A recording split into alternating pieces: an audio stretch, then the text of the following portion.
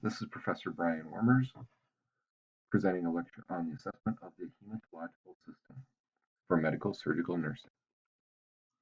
Some of our learning objectives are here. I'll let you review those on your own. So anatomy and physiology. So major components that make up the hematological system include bone marrow, blood components such as plasma and cells, and then accessory organs of the blood formation such as spleen or liver. One of the major properties that it has to do, and one of the major functions that it has to do, is clotting. And so there's platelet aggregation that happens at the site of injury, then there's clotting cascade that happens. There's formation of fibrin clot.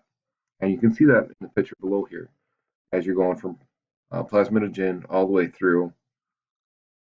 But then at the end, you have to have anti-clotting forces that break this clot up. Otherwise, your body would just congeal. Some associated changes that happen with aging include a decreased blood volume, fewer blood cells produced by the bone marrow, lower level of plasma proteins, and then lymphocytes less sensitive to antigens, which decreases immune function. Some of the major assessment methods of this include getting a patient history. Have they ever had any problems before? Looking at nutritional status. What's their intake?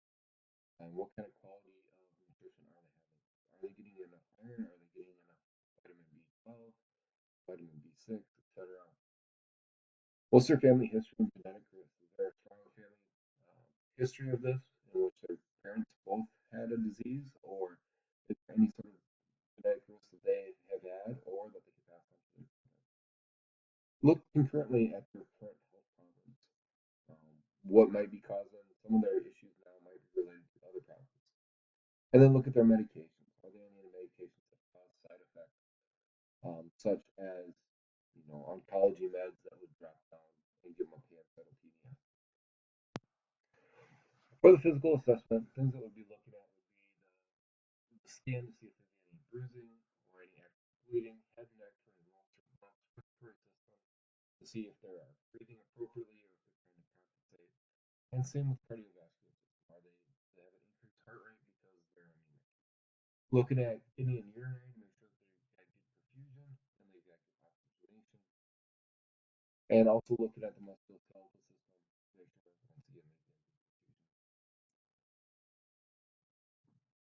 So, abdominal, we can look and make sure that they don't have any large spleens or any liver abnormalities that can be causing problems with both clotting factor and clotting cascade. And then central nervous system, which can be a sign of some of those liver things as well as toxicities throughout the body. Some diagnostics will include a peripheral blood curve looking at the cells and how they look. We can do a CBC looking for the cells and the number of cells in a given area. We can look at reticulocyte count, which is looking at immature cells and seeing how many of those are being made. We can do electrophoresis to try and tell the size of these cells and if they are made in a correct manner. We can do a Coombs test to see if there's any interactions and fighting in amongst the blood. We can look at serum iron levels, and that's going to look for anemias. We can look at clotting times, including your PT, PPT, and INR, as well as your anti-factor VIII, XA. And then we can look at platelet aggregation. We can also do imaging, so we can do radioisotopic imaging, which is taking radioisotope injecting into the body and seeing where it goes. Oftentimes you can lace this into WBCs or platelets, and then you can see if there's a grouping of this, and then that might point you to the problem. We can also do bone marrow aspiration and biopsy to take a look at the cells and what's being made. With that, make sure that you explain the procedure well to the patient, and then you watch for excessive bleeding afterwards. This concludes this presentation.